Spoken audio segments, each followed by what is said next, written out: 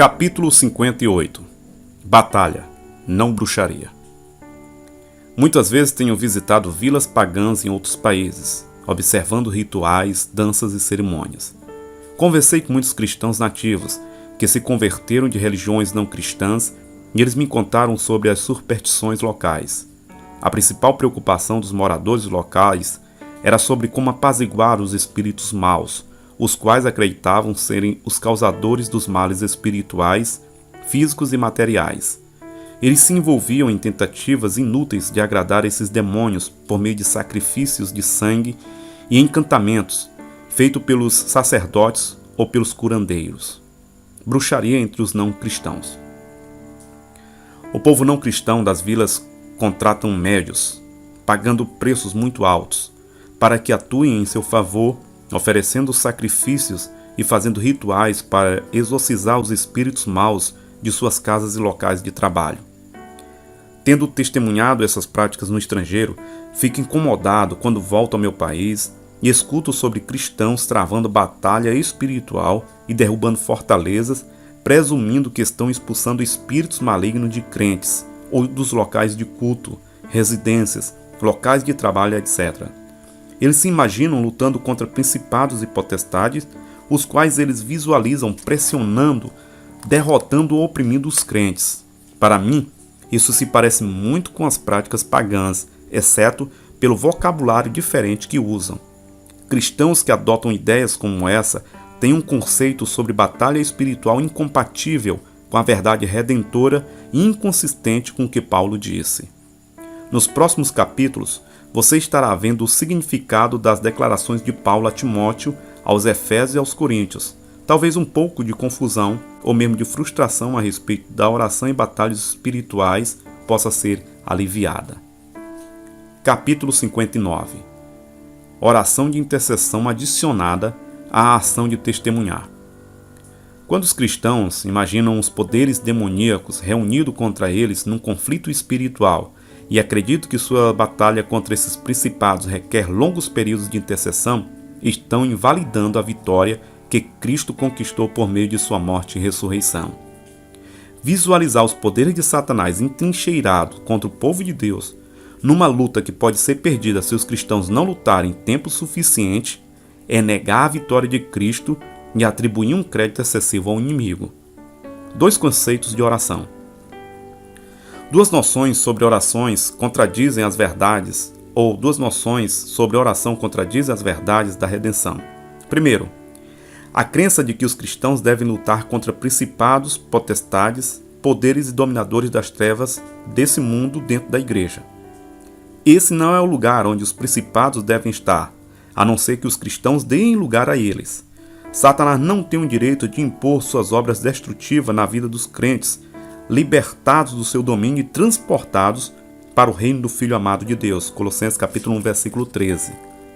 Segundo, a crença de que pela oração e intercessão os cristãos podem travar uma batalha contra Satanás e derrubar seu poder no mundo não convertido, onde ele tem o direito de dominar sobre seus súditos. Deus nunca impôs seu domínio nem sobre pessoas, nem sobre demônios e nem sobre Satanás. Jesus também não fez isso. Os crentes também não podem fazer isso. Limites no mundo das trevas. Primeiro, temos que considerar qual é a autoridade de Cristo no mundo das trevas. Lembre-se de que, na vida dos crentes, Jesus Cristo é o Senhor. O único poder que Satanás pode exercer contra os cristãos é o poder que eles mesmos lhe dão. Ele não tem nenhum poder próprio. No mundo não convertido, contudo, Satanás é a autoridade legal. O único poder que os cristãos podem exercer no território deles, entre seus súditos, é testemunhar-lhes o Evangelho.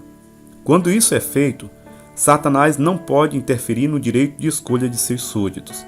Eles podem escolher crer no Evangelho ou rejeitá-lo.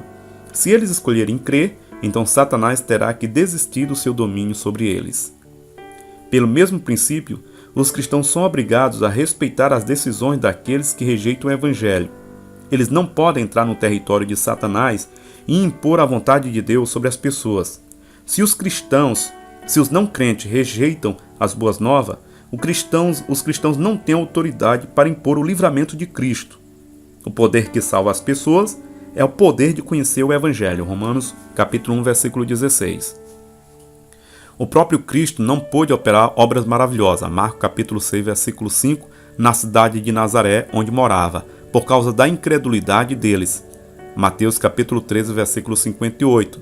E quando Jesus olhou sobre a cidade de Jerusalém, ele lamentou: ó Jerusalém, quantas vezes quis eu ajuntar os teus filhos como a galinha ajunta os seus pintos debaixo das asas e não quisestes. Lucas capítulo 13, versículo 34. Deus nunca impõe seu domínio. Ele não o fez no Jardim do Éden, ele não o fez durante o ministério de Jesus, ele não o fez na igreja primitiva, ele não o faz agora. Ele oferece sua salvação como um presente. A parte dos crentes é anunciar a oferta de Deus. Aqueles que ouvem têm a opção de aceitar ou recusar o presente. Quando Deus criou as pessoas, ele lhe deu o livre-arbítrio. Ele nunca desrespeita esse direito de escolha. Paulo disse: a quem vos apresentarde por servos para lhe obedecer, sois servos daquele a quem obedeceis, ou do pecado para a morte, ou da obediência para a justiça. Romanos 6,16. A Bíblia Viva diz algo assim: porque uma pessoa é escrava daquele ou daquilo que tem controle sobre ela. É por isso que os cristãos não podem recuperar as pessoas expulsando demônios delas. O que eles podem fazer é ensinar a palavra de Deus e então elas podem aceitar ou rejeitar a verdade. Podem alinhar seus pensamentos com os planos de Deus e resistir ao inimigo, vencendo as tentações da carne, ou podem escolher ignorar o caminho de Deus. Elas têm o direito de escolher e ninguém pode impor sobre elas o plano da vida abundante de Deus. Crentes não podem expulsar o espírito de glutonaria de alguém que é obeso porque come demais, ou o espírito de embriaguez de alguém que consome grande quantidade de álcool.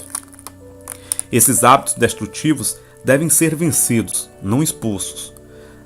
Não tente, ou seja, não te deixes vencer do mal, mas vence o mal com o bem. Romanos 12, 21. Esse é o conselho de Paulo. Ele nunca sugeriu que expulsássemos maus hábitos das pessoas. Eles devem ser vencidos. O poder do Evangelho. Os demônios conhecem o Evangelho e seu poder. Eles sabem que o único poder de resistência que tem é impedir que o Evangelho atraia a atenção de seus súditos. Porque se um não convertido conhece a verdade o libertará. João 8,32. Nós não vamos ganhar almas intercedendo e lutando em oração para derrotar os espíritos malignos e derrubar as fortalezas de Satanás.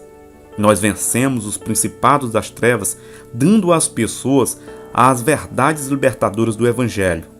Esse é o poder que derruba as fortalezas de Satanás e que traz a salvação aos perdidos. Oração e testemunho. Oração e intercessão são essenciais para a preparação do crente para o ministério. O testemunho, contudo, é a ação do cristão.